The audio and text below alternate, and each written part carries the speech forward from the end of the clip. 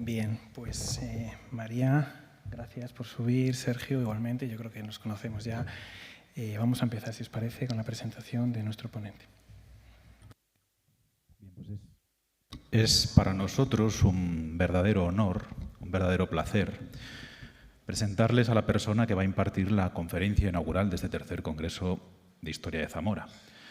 Algo que seguramente ya pasará a la historia del Floriando Campo y de la propia ciudad de Zamora, como lo hicieran los congresos precedentes de 1988 y 2003. Creo que hoy se cierra un ciclo, pues para el profesor Martínez Sopena no le es ajena a esta casa. Ya estuvo allá por el año 1988, pero como comunicante en el primer Congreso de Historia de Zamora, con una investigación sobre el concejo de Castroverde de Campos, Realengo y Señorío, desde Alfonso el Sabio a Alfonso XI. Pascual Martínez Sopena es catedrático emérito del Departamento de Historia Medieval de la Universidad de Valladolid, al que sigue vinculado con una intensa labor docente. Allí se formó bajo las enseñanzas de otro sabio, como él, nada menos que el maestro Julio Valdeón Baruque, que además dirigió su tesis doctoral titulada La Tierra de Campos Occidental, poblamiento, poder, comunidad del siglo X al siglo XIII. Ya en este trabajo se abordaban las señas de identidad de lo que después ha sido su trayectoria investigadora, los procesos de transformación y crisis de la sociedad feudal frente al poder creciente de los concejos y las relaciones entre dichos poderes. Desde aquí amplió su mirada hacia la historia social de los reinos de León y Castilla, con especial atención a los territorios del norte del Duero, entre esos siglos X y XIII, así como al estudio de la nobleza castellana, los procesos de urbanización o el Camino de Santiago. Entre sus numerosas publicaciones y colaboraciones cabe destacar las dedicadas al Camino de Santiago y la articulación del espacio en tierra de Campos y León, la urbanización de Castilla y León en tiempos de Alfonso VI, repoblaciones interiores, villas nuevas de los siglos XII y XIII, ferias y mercados rurales en las provincias de la Corona de Castilla y de León, o reyes, condes e infanzones, aristocracia y alfetena en el Reino de León. También la construcción medieval de la memoria regia o los privilegios reales de la villa de Benavente entre los siglos XII y XIV. Podríamos seguir listando innumerables publicaciones e innumerables méritos. Voy a terminar únicamente con una mención que me parece relevante y que nos habla también del carácter de la persona a la que tenemos invitada. Desde hace muchos años es miembro del Comité Científico de la Semana de Estudios Medievales de Estella, una de las decanas en su género. Muchas gracias.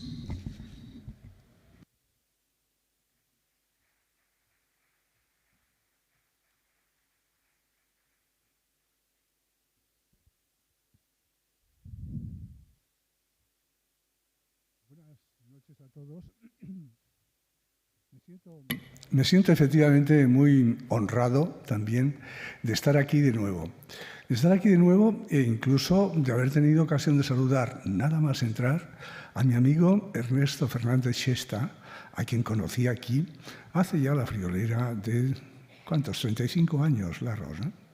Bueno, entonces los dos éramos mucho más jóvenes, aunque os aseguro que él se ha conservado muchísimo mejor que yo. Que siga así, Ernesto.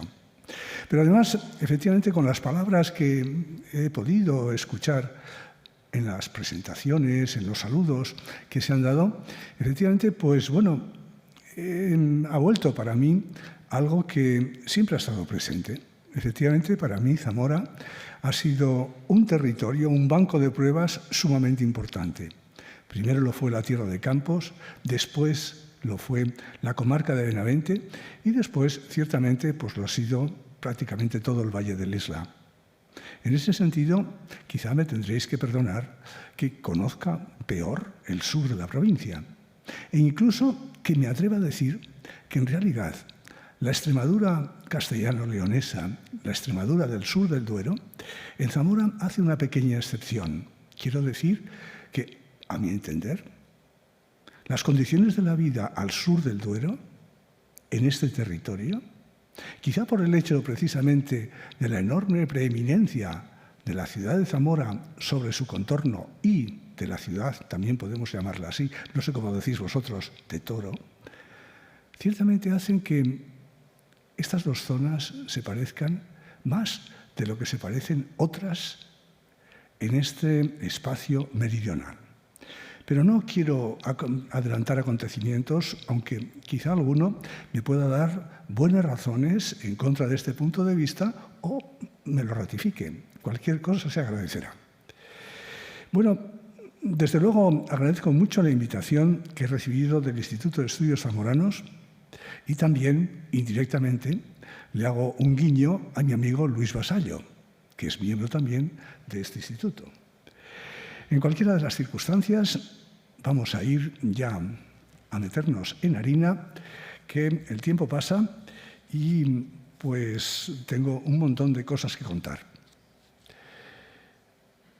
Mi trabajo va a estar orientado por una serie de puntos. En primer lugar, hablaré de una colección de referencias básicas para situarnos. Fijaros que el título puede sonar un poco excesivo, cacofónico. Zamora y las villas de Zamora entre las villas medievales de León y Castilla. Quiero decir que es deliberado. Es deliberado porque, sobre todo, lo que deseo enfatizar es el enorme peso histórico que han tenido una colección de lugares que se fundaron o que se constituyeron como concejos entre el siglo XII y el siglo XIII y que han articulado este espacio. El término villa tiene, por tanto, un sentido preciso. Hablamos de cabeceras comarcales, hablamos de centros dinámicos y, desde luego, hablamos también de la preeminencia que Zamora y también Toro han tenido sobre un conjunto que, por lo demás, es muy disímil. ¿Por qué? Bueno, en la época medieval no existía nada parecido a la provincia de Zamora e incluso desde el punto de vista eclesiástico, que suele ser un elemento importante, aquí se daban cita una colección de obispados, empezando por Santiago de Compostela y terminando por la propia ciudad de Zamora. ¿Terminando por qué? Bueno, en definitiva porque es el último en llegar. Desde ese punto de vista, no olvidéis también lo que acabo de decir ahora. En segundo lugar, hablaré de las villas de León y Castilla, porque uno de los problemas que puede tener un tema como este es ensimismarnos y pensar que ciudades y villas pues, están aquí como algo efectivamente singular. Realmente no. Realmente no. En León y Castilla se dan, por otra parte, como en toda Europa, un fenómeno en estos mismos siglos que ha tenido también una extraordinaria repercusión a lo largo del tiempo y que tal vez, examinándolo comparativamente, nos daría algunas claves sobre qué podemos pensar para el futuro de una región del oeste español que sufre, como sufren todas las regiones del oeste español y, en conjunto, de esta España vaciada. En tercer lugar, pero no desde luego lo menos importante, pasaré a caracterizar a Zamora y a las villas zamoranas hasta principios del siglo XIII, cuando considero que el asunto está ya perfectamente establecido como sistema. Y por fin, más rápidamente, haré un breve epílogo a propósito de otros elementos del siglo XIII que nos hablan también de glorias y de crisis. Bueno, pues vamos allá. Según el obispo Lucas de Tuy, que escribía en el siglo XIII, lo mejor de la memoria del rey Alfonso VI, que gobernó Castilla y León en la segunda mitad del siglo XI, se asociaba con triunfos sobre los musulmanes y con iniciativas pobladoras. Él había conquistado Toledo. A sus ojos, a los ojos del obispo, el rey centró sus afanes en la ancha banda situada entre el Duero y las montañas del centro de la península. Eran tierras que se puede llamar nuevas porque fueron adquiridas en ese mismo momento del siglo XI. Desde luego, sus descendientes, los descendientes del rey, conservaron la preocupación por poblar la Extremadura, así como la Transierra, la región que se extendía desde las montañas del centro de la península hasta el Tajo.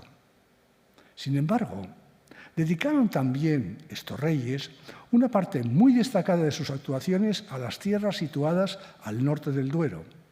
Así, el relato atribuye a Fernando II, que gobernó León entre 1157 y 1187, y Alfonso IX, su hijo, que gobernó el mismo reino hasta 1230, haber poblado numerosas villas en el territorio de Zamora y la tierra de León, en Galicia y en el Bierzo, una labor secundada por Alfonso VIII de Castilla, su pariente, que gobernó en la zona oriental de la meseta y otros territorios situados más al sur entre 1159 y 1214. Todas estas zonas formaban parte del espacio que los poderes cristianos del noroeste hispánico habían incorporado desde mediados del siglo VIII, más bien IX, a comienzos del siglo X.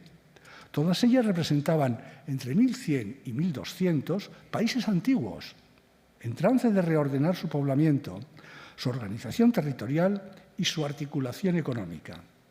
Un proceso que don Lucas de Tuy interpretaba así: los reyes habían ambicionado ampliar su reino, pero quizá no deba deducirse de esta expresión solo una expansión exterior, en la medida que asociaba el crecimiento del poder regio con el desarrollo de nuevas poblaciones a lo largo y ancho del territorio que había estado en sus manos desde hacía siglos.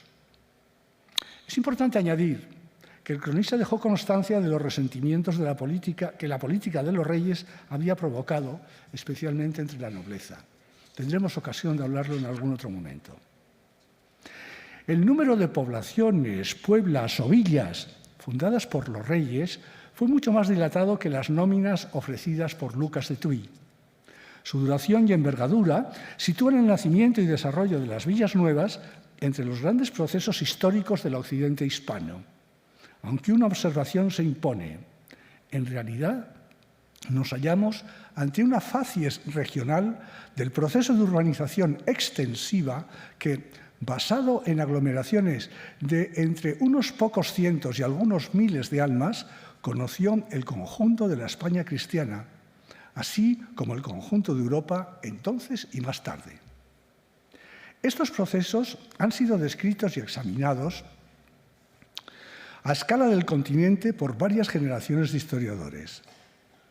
Se hallan entre ellos Maurice Beresford, Charles Gonnet y Ronnie Hilton, que proporcionaron nervio interpretativo al análisis del fenómeno en el suroeste de Francia, en Inglaterra y los países centroeuropeos en los años 70 y 80 del siglo XX.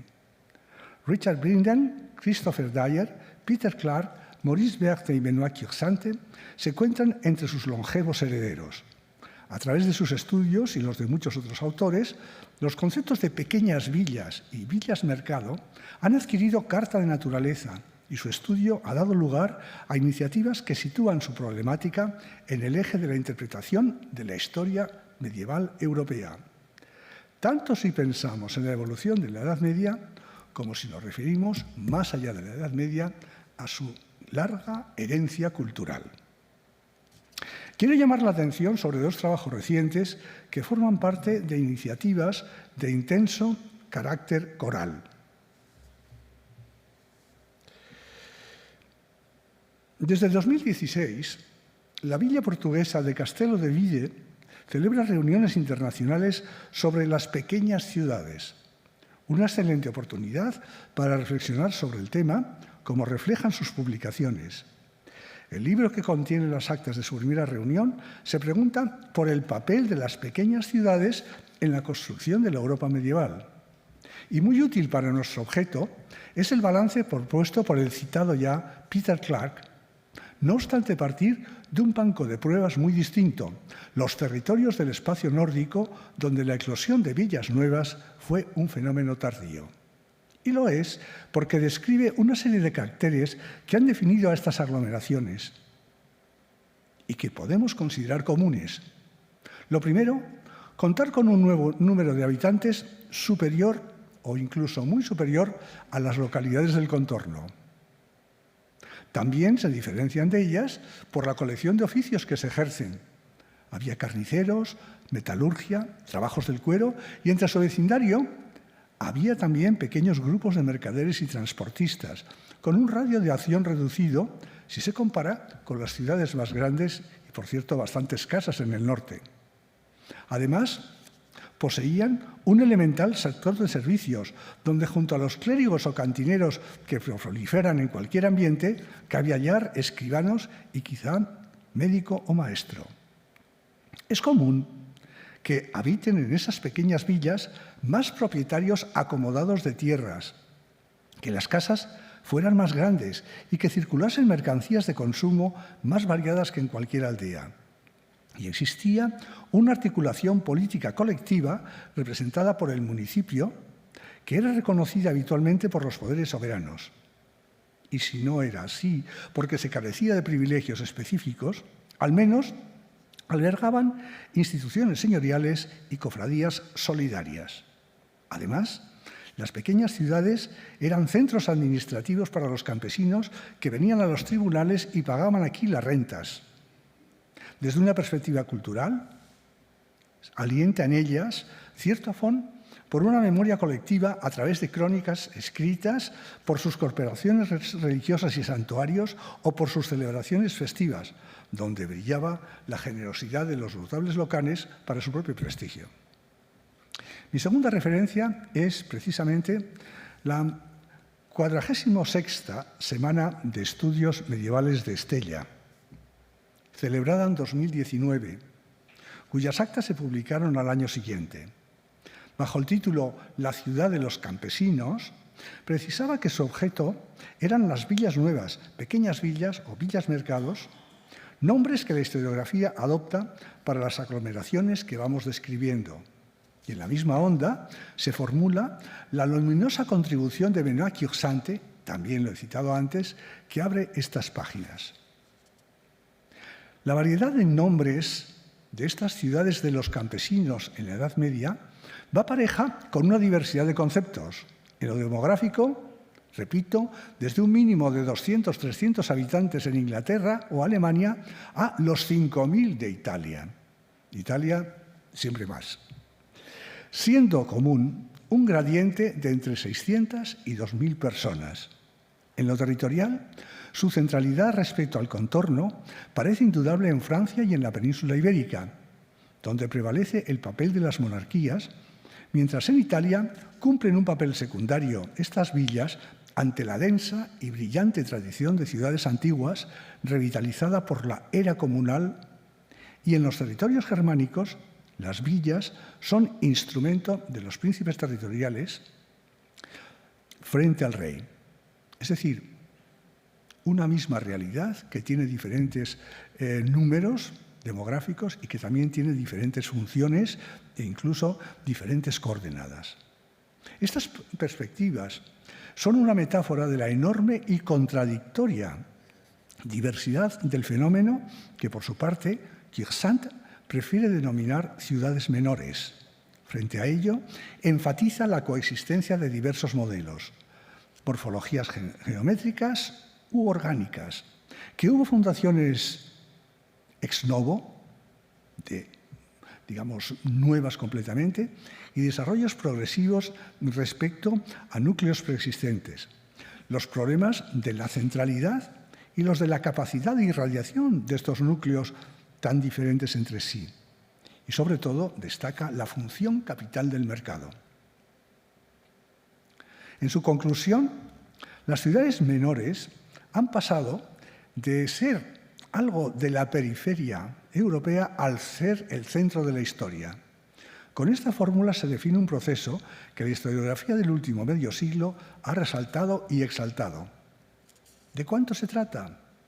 Como advierte Cure-Sante, estamos hablando del 90% de las aglomeraciones urbanas que existían en el centro y el oeste de Europa, desde el Báltico a Portugal y desde Irlanda a Transilvania. Solo en el Sacro Imperio Romano Germánico, nucleado por Alemania, eran más de 3.000. Y en Castilla y León, el brillante examen de Cure-Sante, yo diría que no acierta por entero tratando de nuestro país y particularmente de nuestros territorios. Sin embargo, cuando examina la situación española, cuando la describe como un caso típico donde las villas nuevas son el instrumento de una colonización basada en migraciones de larga distancia. En este proceso, cuyo escenario es la Reconquista, habrían jugado un papel estelar los francos, los extranjeros arraigados en el país. Pero como él mismo advierte en general, no son lo mismo las fundaciones de comienzos del siglo XII que las del siglo XIII avanzado, porque las condiciones de la sociedad europea habían variado de forma sensible. Claro que veremos francos, pero desde luego en el siglo XII se puede decir que la Reconquista desde aquí se ve cada vez más lejos. Cabría añadir que esto es aplicable a la evolución de las ciudades nuevas, menores, de las villas nuevas que aparecen a principios del siglo XII y que también, naturalmente, tienen su propia evolución. Nuestro banco de pruebas, como indicado, se va a situar en los territorios del norte del Duero, con esa sección zamorana que me permito incluir. Se da un ejemplo llamativo de la transformación del poblamiento y de la organización del espacio por la aparición masiva de villas nuevas. Este es, por así decir, el espacio donde nos estamos moviendo y muy particularmente lo hacemos por el territorio que ocupan los reinos de Castilla, de León y desde luego de Portugal, a todos los efectos un espacio tan hispánico y tan próximo a los otros como pueda ser, desde luego, la Cataluña de esta época o Navarra, que lo son mucho. En la meseta, de todas las maneras, este proceso, que se había iniciado a fines del siglo XI, se prolongó hasta los años 1230. Me refiero al proceso de implantación de las villas nuevas. En otras áreas, el desarrollo fue distinto. En Galicia duró más tiempo, mientras que en la cornisa cantábrica comenzó más tarde, alcanzando su apogeo en la segunda mitad del siglo XIII.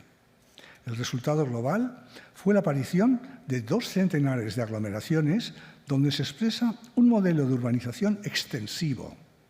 Esto es, un fenómeno diseminado por el conjunto del espacio y traducido en poblaciones, como ya vengo repitiendo, de algunos centenares de vecinos, lo que podía representar entre 500 y 2.000 habitantes. Gracias a fueros otorgados sobre todo por los reyes, tales núcleos quedaron definidos desde una triple perspectiva. Se constituyeron en concejos regidos por alcaldes. Su autoridad irradió sobre un territorio o alfoz cuya extensión podía alcanzar varios centros de kilómetros cuadrados y ocasionalmente superó el millar. Este es el caso de Zamora, visiblemente. Y además polarizaron la vida económica del contorno porque arreglaban la celebración periódica de mercados, con todo lo que conllevaba, por ejemplo, numerosos oficios distintos. Concejos y fueros, alcaldes y vecinos, alfoces y mercados semanales. En estas palabras se sintetiza una tradición intelectual. El haz de significados que encierran evoca a los estudiosos de las instituciones medievales y del derecho territorial durante el periodo brillante y dramático que transcurre desde comienzos del siglo XX hasta los años 60. O dicho de otro modo, recuerda que el siglo de plata de la cultura española tuvo su propio acento entre los medievalistas. Pero el modo de articular los conceptos que se acaba de bosquejar remite más al movimiento renovador de la historiografía española que parte de los años 1970. Esto es, a la tarea de revisar y enriquecer los conocimientos y, muy particularmente, de proponer nuevas perspectivas metodológicas y de iluminar escenarios que hasta entonces no habían sido atendidos. A través de los casos de Zamora y León, reinterpretados por Amando Represa y Carlos Estepa, se percibe el cambio de enfoque en la historia de 2 ciudades relevantes. Esto fue poco antes de que Jean Gauthier d'Alger publicara su clarividente retablo de 5 siglos de historia urbana, desde Alfonso II el Casto de Asturias a Alfonso X el Sabio. Y en paralelo, la progresiva definición del proceso urbanizador del periodo 1080-1280 como un todo vino a cuestionar otras perspectivas, aquellas que habían presentado las ventajas concedidas a las citadas villas nuevas como la mera continuación de una política repobladora que se parecía a la del siglo IX, o las que las valoraron sobre todo como elementos para fortalecer las fronteras entre los reinos cristianos, que también lo fueron, o las que tendían a asociar el dinamismo urbano del siglo XII con el Camino de Santiago, que también lo fue, por supuesto, pero no solo. Desde esos años 70 y sobre todo 80, una serie de trabajos han venido a constituir la bibliografía que comprueba o sugiere el papel central de las villas nuevas, algo que resulta evidente en los enfoques de corte regional y urbanístico, en definitiva, en aquellos que persiguen la convergencia entre tiempo, espacio y sociedad de la forma más rotunda, aunque la sensibilidad hacia el fenómeno también sea perceptible cuando el espacio se presenta como la metáfora plástica del poder o como el escenario de la fiscalidad. Los logros son tan significativos como la amplitud de la tarea que resta. Por ejemplo, el proceso de territorialización anterior al siglo XII, quiero decir, se conoce fragmentariamente y el inventario de las villas nuevas es incompleta, entre otras cosas porque el concepto resulta fluido o, como comenta Benoît Quioxante, las villas nuevas son un conjunto borroso. Tenemos que tenerlo en cuenta. Tampoco se ha establecido con claridad qué relación hay entre el nacimiento de las villas del norte del Duero y el crecimiento de las ciudades episcopales de la misma zona, y las ciudades y villas que ordenan la Extremadura y la Transierra, esto es, las regiones entre Duero y Tajo que componen la frontera con Al-Ándalus entre los últimos decenios del siglo XI y los primeros del XIII. Las villas nuevas del gran noroeste hispánico deben mucho a la iniciativa de los reyes, como queda indicado. En el estudio que sigue, el interés se centrará en este hecho y cómo se refleja entre los siglos XI y XIII en las tierras del Duero. Podemos utilizar cómo se refleja en un largo siglo XII que empieza hasta 1080 y que dura hasta 1230, por ejemplo. Es decir, se reflexionará sobre el fenómeno urbanizador y sus dimensiones territoriales, así como sobre el marco patrimonial, jurídico, político, donde se desarrollaron las villas. Se trata de un tema, de un escenario y, por encima de todo, de una problemática a la que algunos historiadores hemos sido particularmente sensibles.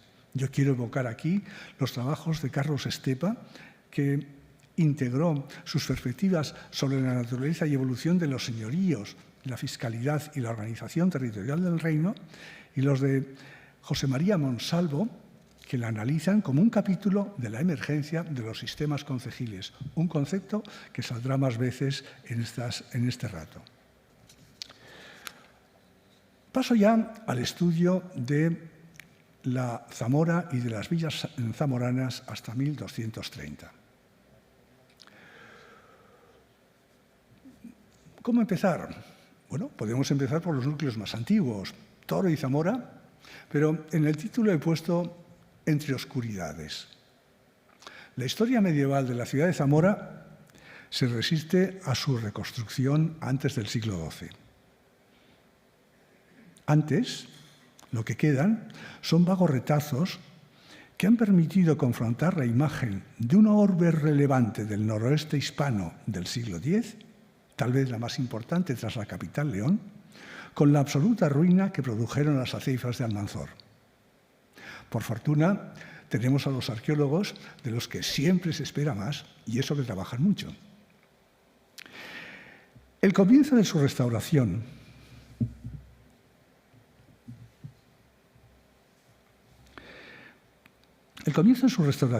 tardaría todavía medio siglo después del paso de Almanzor. Los nuevos tiempos se inician reinando Fernando I de León y se han buscado sus pruebas materiales en el recinto amurallado que circunda la Peña Tajada. Aparte de ello, una noticia circunstancial del Fuero de Zamora, datada en 1062, se adelanta a las tradiciones épicas donde la ciudad, bien cercada, defendida por la infanta Urraca, se convierte en escenario de la muerte de su hermano primogénito, Sancho II de Castilla. Pero antes del cambio de siglo, XI, quiero decir, apenas la mención de la óptima Puerta de Olivares, que pudo ser la principal del recinto en 1082, y 2 epígrafes conmemorativos que refieren a la construcción de sendas iglesias en los años 1089 y 1094, ofrecen nuevos testimonios consistentes. Desde luego, particularmente la cuestión de los epígrafes la he leído en el inventario del patrimonio de don Manuel Gómez Moreno, a quien se mencionaba aquí esta tarde. Y desde luego siento la admiración que quien hablaba de él sentía por su tarea ingente. Sobre los límites de la tarea restauradora, resulta significativo que propiamente no volviera la sede hasta los años 1120. Es curioso porque es entonces cuando nos queda un testimonio de la tumba del primero de los obispos zamoranos de esta época, de quien se dice que es el primero de los obispos de los tiempos modernos, de los modernos. Es bien significativo que este obispo, muerto en el año 1149, pues realmente fuera considerado de los modernos. ¿Había una memoria remota de Zamora, del obispo de Zamora? Sin duda la había. Como la había una memoria seguramente errónea, pero en todo caso también bien consistente, de que Zamora había sido Numancia.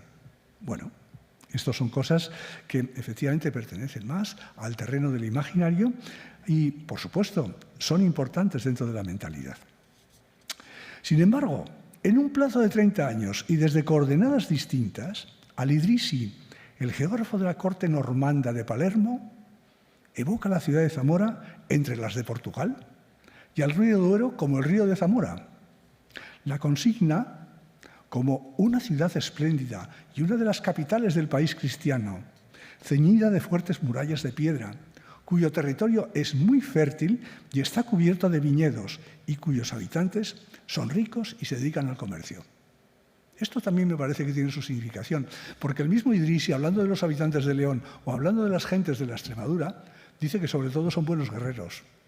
Los zamoranos son particularmente gente que comercia, a diferencia de los que he citado y también, desde luego, de los de Ávila o de los de Segovia.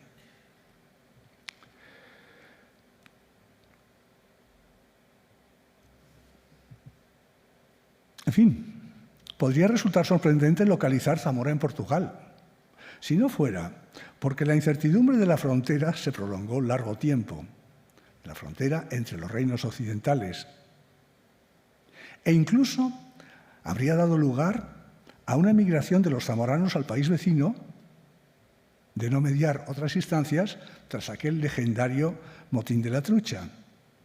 No sorprende, en cambio, la alabanza a sus muros, a la ferocidad del traspaís agrícola, ni a la riqueza del vecindario o a su dedicación mercantil.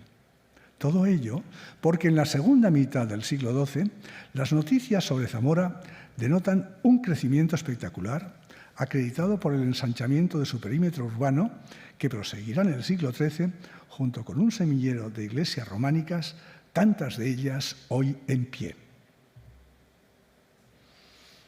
Bueno, aquí he utilizado un mapa que reproduce el que en su momento presentó Amando Represa, pero que en este caso procede de una obra que me parece singularmente meritoria, La historia de Zamora, que se publicó en el año 1995. Un trabajo que también es, en su manera, modélico por la participación, por la problemática que suscita y porque efectivamente, incluso en algunas cuestiones, se adelanta a lo que después se ha tratado. Naturalmente, ustedes podrán situarse muy bien en este mapa. Si les digo que esta es la zona donde se halla la catedral y que nosotros debemos andar poco más o menos por aquí, pues tendrán idea de cómo todo esto pues, alcanza al siglo XII y cómo se prolonga más allá en el siglo XIII a través de 3 rutas, desde San Juan de Puerta Nueva, lo recordarán, ahí convergen la calle de San Torcuato, la calle de Santo Andrés y la de Valborraz, articulando el Burgo y sus apéndices, o repartidas por el contorno de la Acrópolis, junto al río y sus arroyos. Porque efectivamente Zamora cuenta con una colección de arrabales al otro lado del río, cuenta con arrabales al lado de los arroyos Palorio, etc. Y por supuesto también pues cuenta con un desarrollo que, como digo, se prolongará a lo largo de todo el siglo XIII. El patrimonio zamorano, desde luego, tiene en las iglesias románicas de la propia ciudad algo singular. Por supuesto, no es lo único, pero visiblemente es uno de los elementos de identidad. El desarrollo de la ciudad nueva en este periodo y su circuito murado, hoy desaparecido, hablo ya del segundo recinto, ofrece una primera imagen de crecimiento homogéneo a lo largo de estas tres vías. Pero como observó Amando Represa sagazmente, el crecimiento de Zamora tuvo un aspecto alveolar. ¿Qué quiero decir con esto? Que en torno a esas vías que confluían a la entrada más cómoda de la ciudad vieja, se fueron arracimando pueblas con frecuencia promovidas por instituciones eclesiásticas, la sede episcopal, monasterios alejados como San Martín de Castañeda e incluso la Colegiata de Roncesvalles, y órdenes militares como San Juan de Jerusalén y el Temple. De esta suerte, Zamora experimentó un urbanismo orgánico conformado por pequeñas aglomeraciones alrededor de su parroquia correspondiente, con un aire inicial de aldeas. Sus parroquianos formaban collaciones relativamente autónomas, collaciones como feligresías, mientras se iba definiendo el concejo de la ciudad y se ocupaban los espacios intercalares.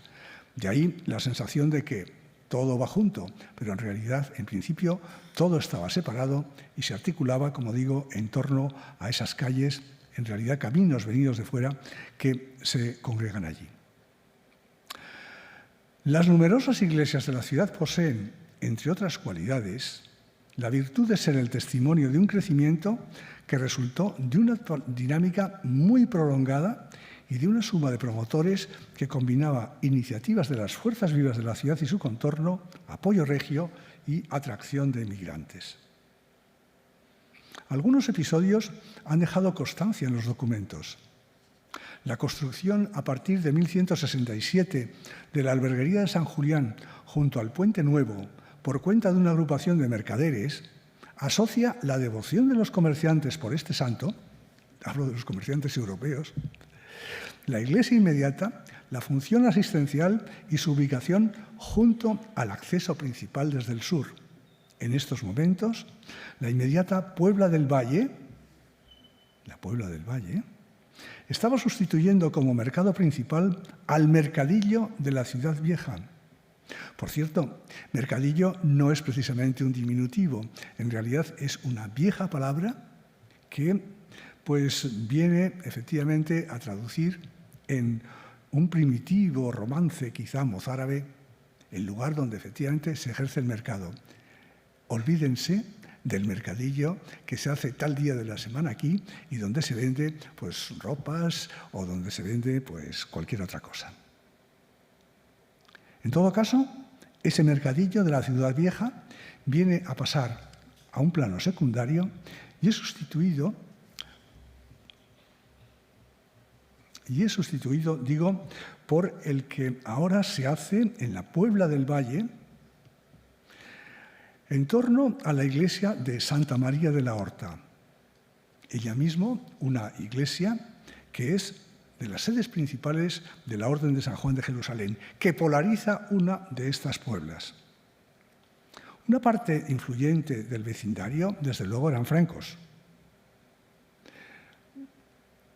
Pongo como modelo, o pongo como caso, la iglesia de San Frontis, donde también ahí, gracias a la labor de alguien como Gómez Moreno, conocemos la lápida de cierto Alduino de Perigord, que, recordando al patrono de su tierra de origen, había sufragado antes de 1215, fecha de su muerte, la iglesia del arrabal de San Frontis junto al Puente Viejo, una puebla, en este caso, de titularidad concejil.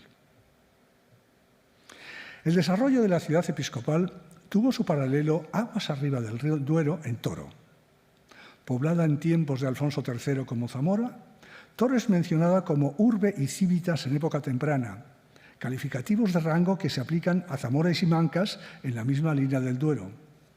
Pero con ambas aglomeraciones comparte cierta situación que lamentamos: la carencia de datos históricos hasta el siglo XII, no paliada por las alusiones al extenso territorio sometido a la autoridad de Toro desde comienzos del siglo XI.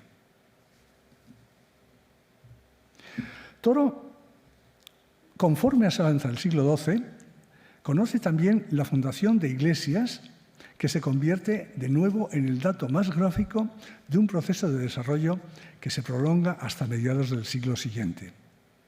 La Colegiata de Santa María, en su comienzo, data de los años 1130. Se documentan al menos otras 5 fundaciones antes de 1200, a las que pudieron seguir otras 6 hasta los años 1230. El trabajo de principios de los años 2000 de Charles García nos ha dado en este terreno pues, una enorme cantidad de noticias y es impagable. Las noticias, de todas las maneras, componen un cuadro similar al que se ha trazado para Zamora, donde las iglesias sirven como referencia para las pueblas, que se localizan dentro y fuera del primitivo recinto de Toro. Me hubiera gustado esta tarde escuchar al señor Navarro Talegón, pero no he podido hacerlo y, en todo caso, supongo que habrá hablado abundantemente de este recinto completamente desaparecido, el segundo recinto, que data de los años 1300.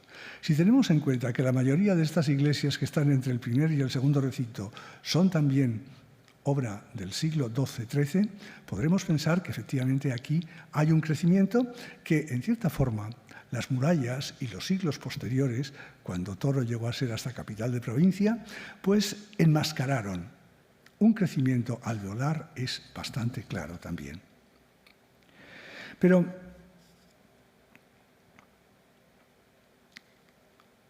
hay un par de iniciativas que tienen el interés de ilustrar los datos de Toro sobre los contingentes que podían ser atraídos para la operación de una puebla promovida por cierto promotor. En 1203, el obispo de Zamora promovía la Puebla de la Trinidad en las cercanías del mercado que se hacía fuera del recinto de la villa, del primer recinto. El proyecto contaba con 44 solares, lo cual da una idea de cierta planificación, de los que 28 ya habían sido ocupados. Un cuarto de siglo más tarde, en 1228, Alfonso IX encomendaba a la Orden Militar de Alcántara otra puebla en torno a la iglesia de San Juan de Toro Bétulo, de Toro Viejo. La iglesia de San Juan se sitúa por aquí, es decir, bastante fuera de lo que era el recinto. En otro paraje, al suroeste de la aglomeración, una lista nada menos que de 204 nombres acompaña al reglamento que recibió el nuevo vecindario, donde se daba noticia de los beneficiarios que iban a recibir, quiero decir, solares, junto con la prohibición de que vinieran nuevos habitantes del reino allí, salvo, por cierto, que fueran de Asturias o de Galicia. La disparidad de estas cifras sugiere prudencia, sobre todo la segunda. Es visible que la relación 1 a 5 entre el número de parroquianos solariegos resulta difícil de interpretar. Indica que no es posible calcular un estándar. No podemos decir, como en Toro había una treintena de iglesias en el siglo XIII, pues se puede multiplicar esto por el número de parroquianos que fueron a la iglesia a la Puebla de la Trinidad y entonces pues, nos saldrá una cifra realmente gustosa. Mucho más, naturalmente, si aplicamos el cálculo de los 200 habitantes por parroquia. Tengo la impresión de que aquí también había gente que se apuntaba y que luego después desaparecía. Bueno, de una o de otra forma, las nóminas también reflejan otro dato, porque nos dan los nombres de la gente que está, la gente que viene. A comienzos del 13, la segunda entidad más importante del territorio ya no contaba con remesas apreciables de extranjeros.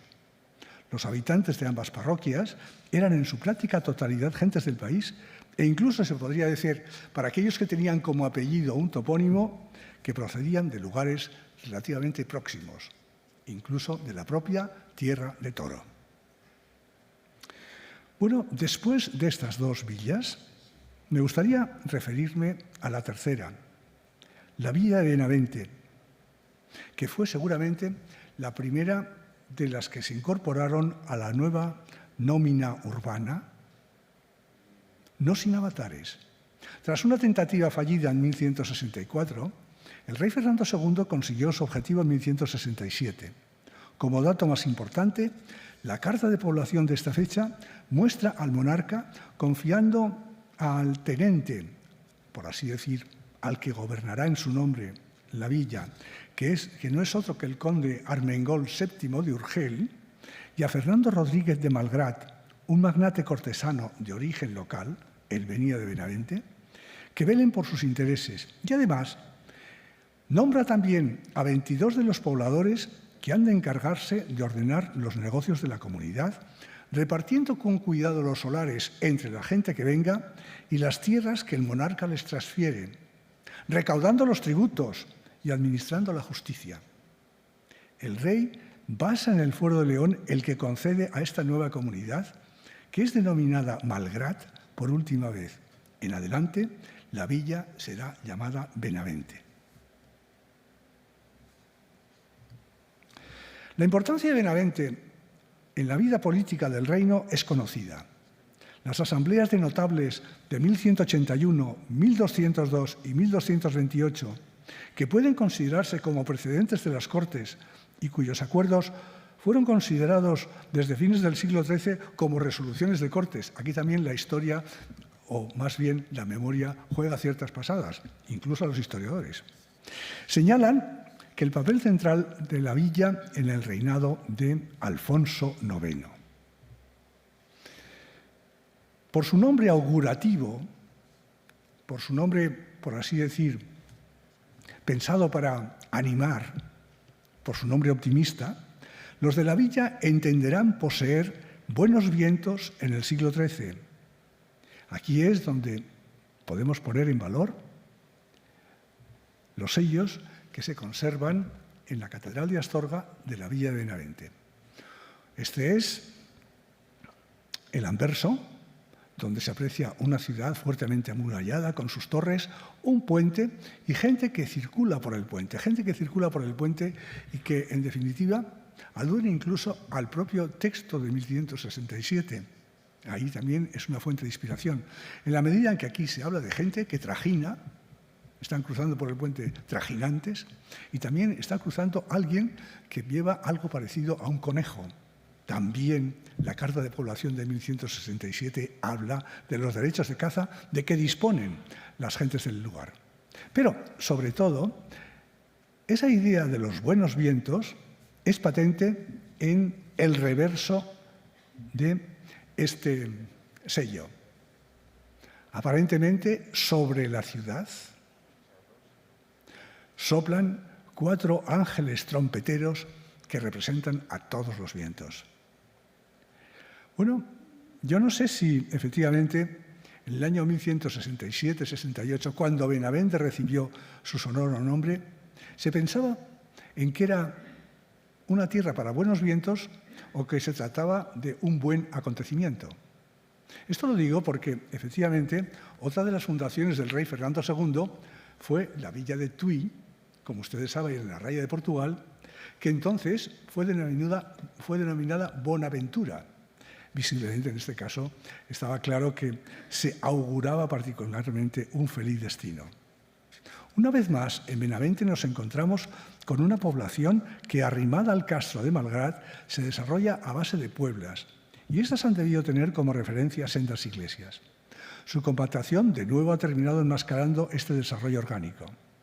Es muy posible que Villalpando, poblado como Villanueva muy poco después, en los años 1170, experimentara la misma dinámica. Pero en este caso no se puede obviar que el núcleo primitivo había servido como lugar de celebración de una importante curia regia ya en 1089. De esto trataremos más adelante. Por otra parte, los primeros tiempos de Villalpando ofrecen otros elementos de interés, como la llegada de pobladores, la fundación de iglesias nuevas, pronto transferidas a grandes instituciones del reino, por ejemplo, San Isidoro de León. A diferencia de casi todas, aquí no conservamos un fuero de Villalpando, aunque se menciona su existencia de forma lateral y tardíamente. Bueno, les muestro un plano que en su momento planteó Avelino Gutiérrez y que también nos habla efectivamente de un crecimiento de la villa que en principio aparece rodeada por una muralla en un cuadrado y, en segundo lugar, ya en una época mucho más tardía, ve crecer su perímetro e incluso conoce arrabales externos. Las villas de Castroverde y Belver ofrecen perspectivas distintas, paralelas en cierto sentido. De entrada, un contraste de nombres. Mientras Castroverde evoca una toponimia antigua documentada a comienzos del siglo XII, aunque podría remontar a la Alta Edad Media, tiempo de castros, Belver contiene un sentido augurativo al estilo de Benavente. Belver, Bellavista. En ambos casos, las villas parecen llamadas a sustituir a otros polos de poder. Castroverde estuvo ubicada en el territorio llamado de Sannelas, cuyo nombre conserva el sitio de Sanillas, cerca de Castroverde. Pero la emergencia de la villa redujo este núcleo a aldea y acabó por despoblarlo. Belver fue identificado hasta inicios del siglo XIII como Villaceit, donde se ubicaba un antiguo monasterio que terminó dependiendo de Sahagún. La fundación de la Villanueva conllevó una intensa pugna entre el concejo realengo y el monasterio, una pugna que había de perdurar. El tercer elemento a considerar es el fuero. En 1201 y 1208, Castroverde y Belver recibieron de Alfonso IX un texto bastante similar. Hasta el 60% son las mismas normas, que se distancia de la tradición de Benavente, aunque también enfatiza su estrecha dependencia del soberano. El plano de Castroverde es una excepción cuyo conjunto refleja un modelo de espina de pescado, una gran calle central y luego toda una colección de calles secundarias perpendiculares, representando un urbanismo geométrico elemental. En las cercanías de Lesla se sitúan otras de las villas nuevas establecidas por los monarcas en el territorio. Una de ellas fue Castrotorafe, cuya existencia acabó en el siglo XVIII. Hoy todavía sus ruinas imponentes dominan el río. Se podría decir que esta villa fue anterior a todas las otras novedades, pues se conserva un fuero concedido por Alfonso VII en 1129. El texto es breve y ofrece una versión vagarosa de la comunidad. Está clara que, desde luego, en esas fechas no se había producido la emergencia municipal que se caracterizaría de inmediato. En la generación siguiente, se puede decir, lo cual da idea de una aceleración en un determinado momento. Admitido esto, lo cierto es que este monarca y su hijo renunciaron tempranamente, hablo de Fernando II ya, renunciaron tempranamente a la villa, que pasó a manos de la Orden Militar de Santiago, en cuyo poder estuvo hasta su final. La misma sujeción cupo a Villafáfila, cuya historia resulta mucho mejor conocida desde la Alta Edad Media. La razón, en este caso, es la dilatada explotación de sus recursos salinos y la suerte de conservar notables testimonios. Esta utilidad, que es anterior a nuestra era, ha dejado numerosas referencias a partir del siglo X en documentos de los monasterios de San Martín de Castañeda, Sahagún, San Pedro de Slonza, Moreruela, interesados por asegurarse la provisión de sal. La villa del siglo XII, por tanto, fue un nuevo avatar del interés por Villafáfila, aunque, como queda dicho, fue por siglos posesión de los frailes de Santiago. Queda, en fin, la villa de Sanabria, que desde hace siglos es conocida por el expresivo nombre de Puebla de Sanabria, perpetuando la acción de juntar gentes, atribuir funciones y establecer normas. También perpetuando que las dimensiones de este lugar pues, no han supuesto que en tiempos medievales se hicieran muchas pueblas, como hemos visto en diversas de las villas que se han ido citando a lo largo del tiempo. Parece seguro que, aunque formalmente fundada por Alfonso IX en 1220, al tiempo de recibir el fuero de Benavente, el emplazamiento de la villa coincide con la sede del Concilium Sanabrie, el organismo que articulaba el extenso Valle de Sanabria, de modo que la Puebla se superpuso aquí a un ente de entidad de antigüedad desconocida, donde quizás había resabios de un comunalismo indígena y remoto, como sugiere Iñaki Martín Viso. En cualquier caso, el fuero representa un umbral de homologación con otras villas del territorio y del conjunto del reino. La descripción de los casos y lo que sabemos del contexto alimentan varias reflexiones. Entre los últimos decenios del siglo XI y los primeros del XIII, el área que hoy identificamos como provincia de Zamora se reordenó profundamente. El hecho fundamental fue la aparición y desarrollo de una serie de aglomeraciones que articularon a su alrededor el conjunto del territorio. Dentro de ellas se hizo patente una clara jerarquía.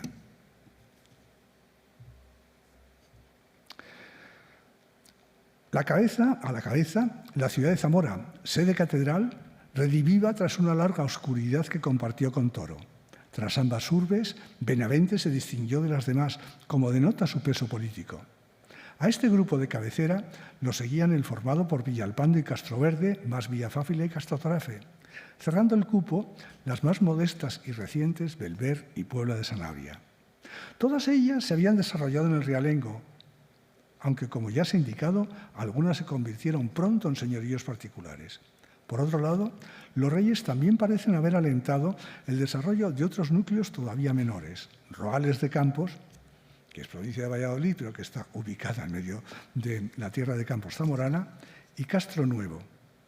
Pero la escasa envergadura de las iniciativas sugiere prudencia otra vez. Los reyes no solo proyectaron villas populosas y, desde luego, no siempre obtuvieron los resultados apetecidos. Parece seguro que en todos los sitios se produjeron pueblas en torno a parroquias, de forma que el aspecto orgánico de los planos es común. Cosa distinta es que muchas de esas pueblas poseyeran un organismo regular, que sin duda alguna se puede percibir en Zamora, en algunos barrios, en algunas calles antiguas. También es razonable pensar que los monarcas encargaron a la realización de pueblas a grupos selectos de los que venían a poblar o que concedieron a grandes instituciones esa facultad, creando en el seno de cada villa o ciudad espacios jurisdiccionales propios, privilegiados. Es decir, aquí es importante tener en cuenta que una cosa es que los reyes iniciaran el trabajo y otra cosa distinta es que efectivamente lo hicieran en unas condiciones que correspondían a la sociedad de una época en la que todo esto pues, se regía por los privilegios, las exenciones, etc. En relación con ello, se hace visible que las pueblas provocaron movimientos de población que despoblaron numerosos núcleos de hábitat al mismo tiempo que su vecindario se integraba en las villas próximas, formando barrios incluso diferenciados. Por otra parte, este proceso no afectó al territorio de forma homogénea. Las zonas del oeste conocieron poco y tarde las iniciativas que proliferaron al este. La banda fronteriza portuguesa podría ser una metáfora de la ambigüedad con que fue percibida durante gran parte del siglo XII. En contraste, se podría trazar una línea desde Toro al norte que pasase por Belver, Villalpando y Castroverde, componiendo un segmento dentro de las villas que protegían la banda fronteriza frente a Castilla. Su protagonismo creció a lo largo del tiempo, favoreciendo las políticas de la monarquía, que veía más fiable un dispositivo fronterizo basado en la lealtad de los concejos que en la dudosa fidelidad de los magnates e infanzones. Y entre ambas longitudes se dibuja otra línea meridiana que va de Benavente a Zamora, pasando por Castrotorafe y no lejos de Villafáfila. Esto es la llamada Vía de la Plata. En realidad, la vieja calzada romana vino a diferenciar las tierras orientales de vocación agrícola y las occidentales dedicadas a los aprovechamientos ganaderos y a la montanera. Y desde luego mucho más, digamos, mucho menos pobladas y desde luego menos dotadas por la naturaleza. Bueno, en este croquis que les muestro, sobresale la extensión de las áreas atribuidas a las ciudades y a las villas nuevas, más allá del propio núcleo. Su principio rector es que unas y otras obtuvieron del poder soberano la capacidad de gestionar de forma permanente todo cuanto pertenecía al realengo y al infantazgo. De esta suerte, un enorme patrimonio que hasta entonces había controlado la monarquía a través de sus titulares y de sus familiares cercanas, las infantas, pasó a manos de los nuevos concejos a modo de concesión perpetua. Una gran parte del que era el realengo directo, el realengo antiguo, se convirtió en realengo transferido, según la expresión de José María Monsalvo. Lo muestran con claridad la Carta Puebla de Benavente de 1167 y su desarrollo específico de 1181, cuando se delimita el extenso alfoz que terminará alcanzando los confines de la Sanabria. Pero incluso antes, la delimitación del alfoz de Toro en 1153 sugiere que el proceso había madurado en los últimos tiempos de Alfonso VII. Sugiere el contraste entre el fuero de Castrotorafe de 1129 y este otro 25 años después. El control del espacio por los concejos es una tendencia creciente que los fueros del Reino de Castilla también certifican. En suma, fueros de villas y ciudades se encargan de concretar este principio, pero antes de ello es oportuno tener en cuenta que el principio rector había sido objeto de discusión. La Curia de Villalpando de 1089, donde se discutió sobre el mantenimiento del status quo de todos los señoríos, de los diferentes tipos de señoríos del país, era la clave. Hay que tener en cuenta, precisamente, que este mismo tipo de asuntos fue lo que sirvió para dar fuste a las reuniones que tuvieron lugar en Benavente 100 años o 150 años después, lo cual, por cierto, sigue certificando el papel central del territorio zamorano en la política del reino. En fin, también en la misma línea, conviene destacar que el fuero de Benavente se convirtió en la principal norma reguladora de las villas nuevas fundadas por los reyes en León, Asturias y Galicia. De acuerdo con las proclamaciones solemnes de mucho tiempo posteriores, estas regiones fueron pobladas a fuero de Benavente. En todo caso, hay que pensar que los fueros de Alfonso IX, sobre todo, tienen como característica el estar ligados a una filosofía de protección y defensa del reino, una tarea que las villas asumen en nombre del monarca y en beneficio de la comunidad. Son los primeros fueros en los cuales se habla del bien común como un objetivo de las normas legales locales. Las villas, por lo demás, concentraron funciones. Podemos decir que la infraestructura diocesana, la de las diferentes diócesis, las convirtió en sedes de arciprestazgos y de arcedianatos. También jugaron un papel importante como centros colectores de rentas para el rey o para los propietarios señoriales. Se puede decir particularmente que fueron un escenario comercial idóneo. Aquí muestro como nombre y por lo que significa una imagen de la iglesia de Santa María de la Zoga y de Benavente, que evidentemente alude a las reuniones diarias. En Benavente, además, como saben también todos ustedes, existe otra preciosa iglesia, San Juan del Mercado, que seguramente se refiere no tanto a las reuniones diarias, sino a las reuniones de cada semana.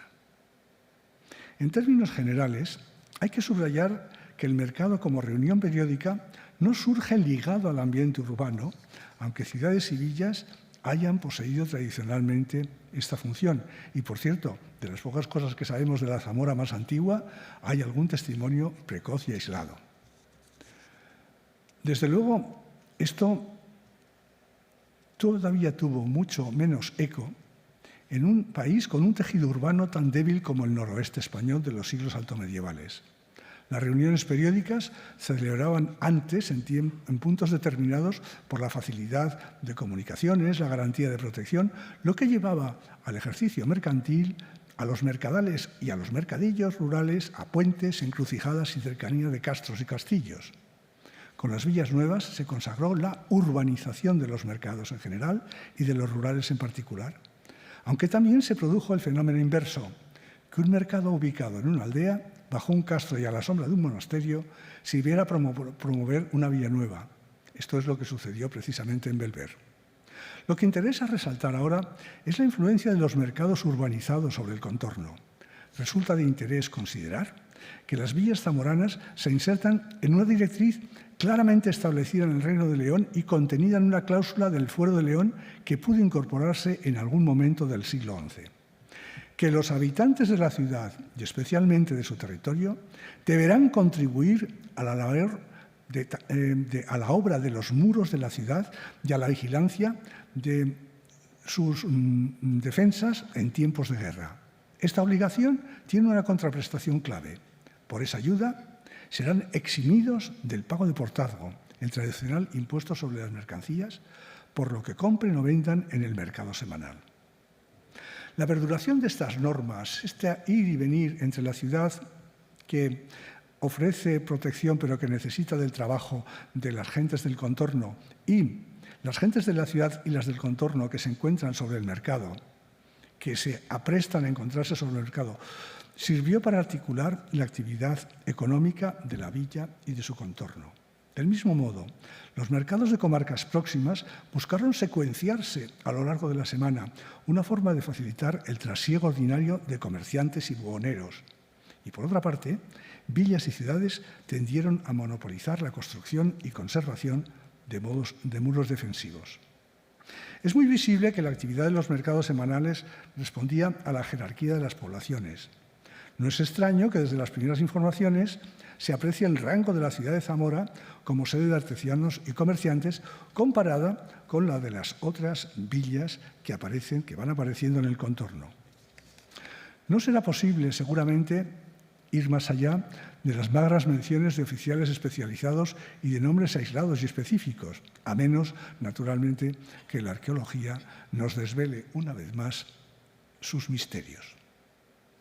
Aparte de los azores diarios y los mercados semanales, los primeros decenios del siglo XIII conocieron una manifestación ferial temprana que no se ligaba formalmente a una villa. Se trata de la Feria del Puente de Santa Marina de Castrogonzalo, fundada por Alfonso IX en 1222, que se insertaba en el extremo occidental de una red de ferias que abrazaba el contorno de la Feria de la Tierra de Campos. Aquí pueden ver la posición de Castrogonzalo. Por cierto, el nombre está equivocado porque pone Feria de Santa María y es de Santa Marina, que es naturalmente una santa que se celebra a mitad del mes de julio y que es conocida en otros como Santa Marina de los Prados porque efectivamente es cuando viene la corta de Leneo. Es supuesto que también terminó urbanizándose. Su heredera sería la Feria de Benavente, fundada por Alfonso X en 1254.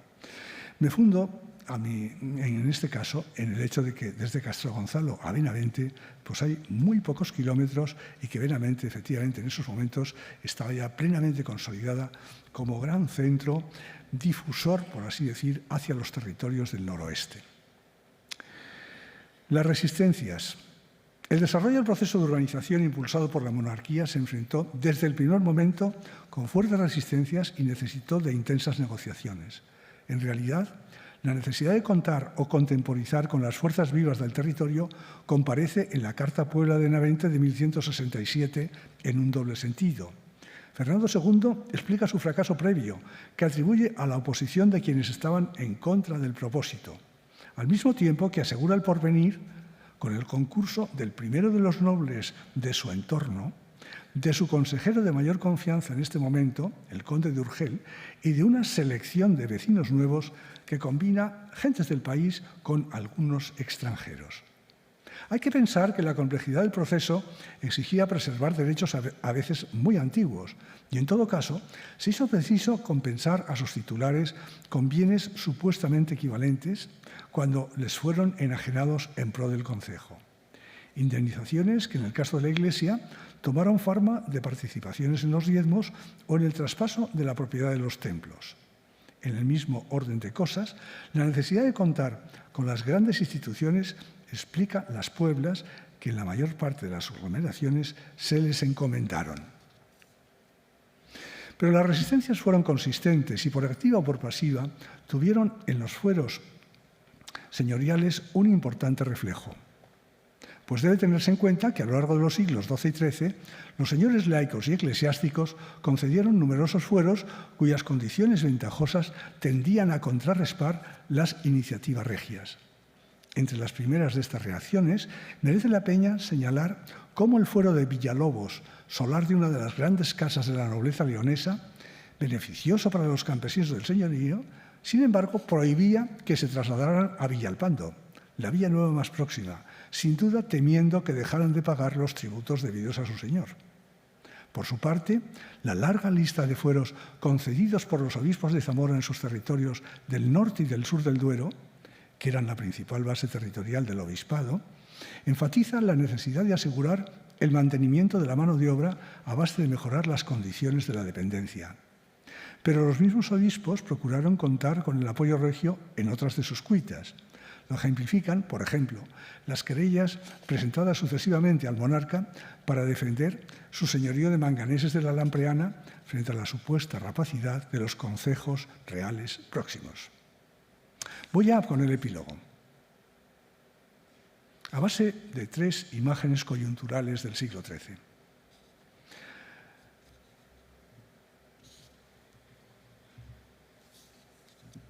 La coyuntura de 1230, del otoño de 1230, desvela un gran conflicto. Es el momento en el que se unen León y Castilla, y esto no se hace, desde luego, de una forma, diríamos, tranquila. Desde luego, lo que sobre todo sucedió fue que Fernando III, a la sazón rey de Castilla, hijo de Alfonso IX, tuvo que enfrentarse con los derechos de sus hermanas, hijas también de su padre, a las cuales éste había nombrado herederas, las infantas Sancha y Dulce. Bueno, lo que aquí se pretende representar es una reconstrucción del trayecto que siguió Fernando III en su camino hacia la ciudad de León, capital de su nuevo reino. Sabemos que en principio entró desde la zona de los Montes de Torozos y en Tordesillas, llegó a Toro, donde fue acogido, y a partir de ahí continuó por la frontera, por la línea de la frontera castellana, de alguna manera procurando estar a la vista de una retirada que se pudiera producir. La frontera castellana estaba ya aquí, directamente. Bueno, pues si las cosas iban mal dadas, Fernando III se hubiera podido retirar. ¿Por qué? Bueno, pues porque, entre otras cosas, en esa subida hacia el norte pasó a la vista de Zamora, a la vista de Castotorafe, a la vista de posiciones que eran partidarias de sus hermanas las infantas. Sin embargo, tuvo un remanso precisamente en el valle de Villalobos, porque precisamente los nobles del valle de Villalobos tenían una vieja familiaridad con los nobles castellanos de la frontera, eran también parientes, y eran claramente favorables al candidato Fernando. Allí, además, en Villalobos, hubo las primeras conversaciones que de alguna manera precedieron a las que se celebrarían en Valencia y que concluirían en Benavente. Como ven, todo este territorio está tachonado por actividades que, en definitiva, van a ir asegurando cada vez más el paso de Fernando hacia el trono. Conviene tener en cuenta una cosa, que estas negociaciones fueron particularmente conducidas por mujeres de la estirpe real. Las dos esposas que había tenido Alfonso IX de León, de las cuales se había tenido que, digamos, los matrimonios se habían visto anulados. Por una parte, Teresa de Portugal, por otra parte, Berenguela de Castilla. Y efectivamente, Teresa de Portugal, madre de las infantas Sacha y Dulce, se avino finalmente a que, efectivamente, pues, Fernando pudiera adquirir el trono. Antes de todo eso, Fernando pasó por el páramo de León, por la zona de Valmadrigal, que era señorío del obispo de León, con la particularidad de que el obispo de León también era favorable a él.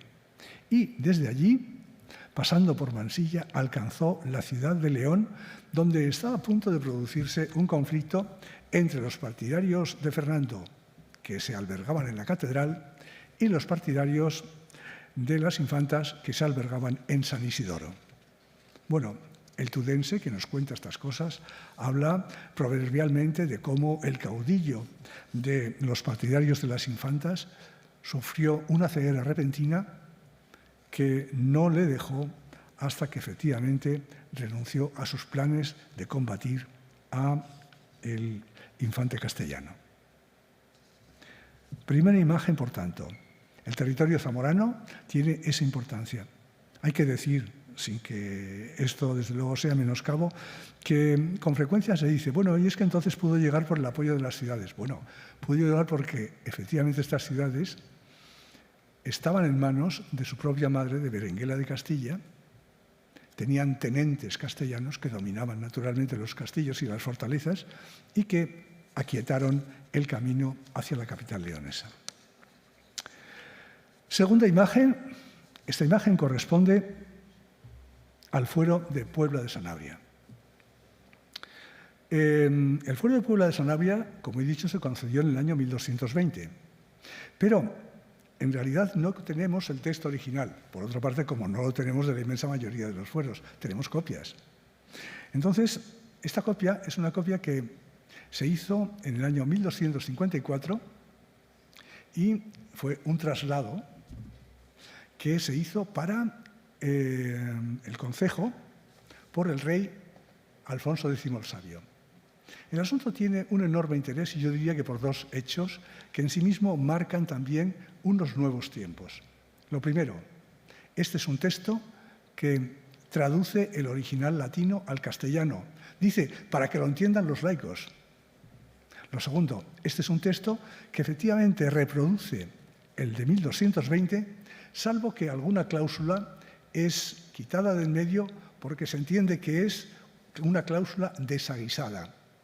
Es decir, que es una cláusula excesiva, una cláusula completamente fuera de lugar. ¿Y qué cláusula es esta?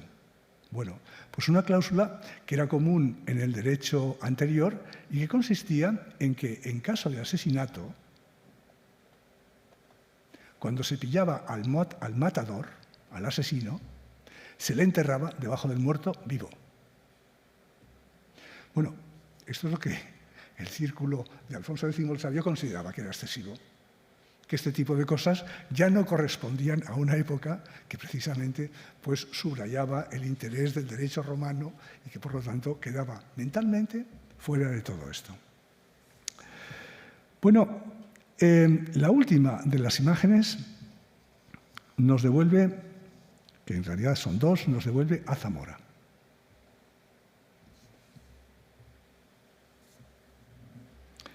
Esta es una lápida que ya fue transcrita en el siglo XIX, que como ven se conserva en un estado fragmentario, pero por fortuna conservamos la transcripción, y que es una lápida que ha estado, que está, supongo todavía, por lo menos en copia, en la Puerta de Olivares.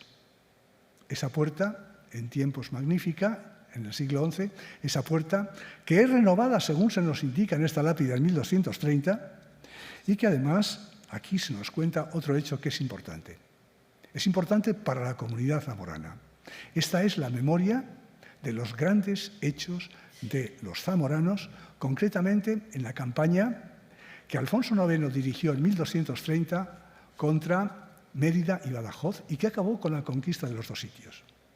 La lápida cuenta, orgullosamente, que aquí los zamoranos combatieron in prima aciem, es decir, en la vanguardia, y que efectivamente pues se debe a ellos una parte considerable de la victoria que tuvo lugar en un sitio, Alange, hoy ubicado entre Mérida y Badajoz, que es un sitio, por otra parte, llamativo, sobre todo para aquellos que tengan necesidad de ir a las aguas termales. Bueno, el caso es que este imaginario épico de la comunidad queda aquí reflejado. Pero en un plazo muy breve de tiempo, podemos decir que sin salir de Olivares nos encontramos con una visión completamente diferente. Esa visión completamente diferente es, una vez, un anuncio grabado en la portada de la iglesia de San Claudio de Olivares, donde se cuenta que la víspera de la Navidad del año 1259 es ya un mal tiempo. Se pone una fecha concreta. Los tiempos difíciles han empezado entonces. Naturalmente, siempre tenemos que pensar tanto en la memoria de la batalla de Alange como en esto, que esto no se hizo al día siguiente, pero sí que se hizo en una fecha suficientemente próxima como para que las cosas pudieran concretarse muy bien. Bueno, pues esos malos tiempos, ¿qué significan? Esos malos tiempos, entre otras cosas, significaron hambrunas. Sabemos que habían empezado algunos años antes y sabemos, sobre todo, que las propias reformas que el rey Alfonso X llevó adelante fueron algo que supuso grandes crisis, grandes problemas con los señores de las tierras, las villas contra las tierras, pero también una ruptura interna de las comunidades, los caballeros frente a los pecheros. Bueno, en los años 1260-1280, todo esto pues tuvo, desde luego, una colección de desarrollos en los que ya no voy a entrar y que, en definitiva, pues crearon las condiciones de una nueva visión de las villas. Las villas siguieron siendo importantes, pero las villas se señorializaron todas después de la Revolución Trastámara de 1369, con excepción de Toro y de Zamora. A partir de aquí, un poder diferente, ajeno al realengo, entró.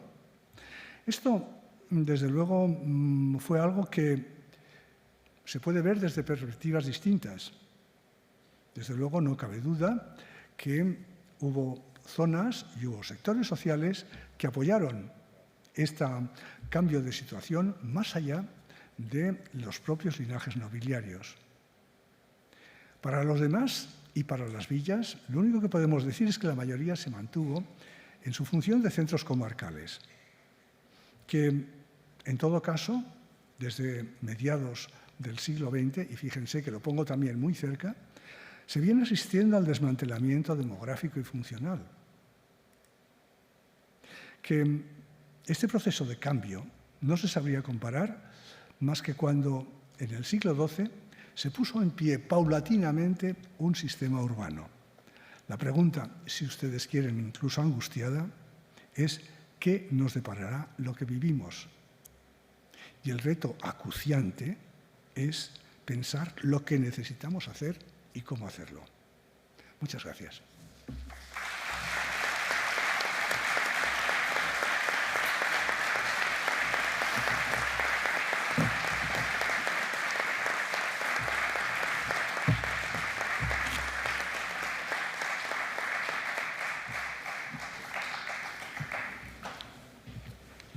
Bien, muchas gracias y enhorabuena, Pascual, por tu excelente ponencia. Vamos a acabar hoy aquí la sesión. Agradecerles a todos su presencia, pedirles disculpas por el pequeño retraso que hoy hemos tenido a cuenta de la presentación oficial.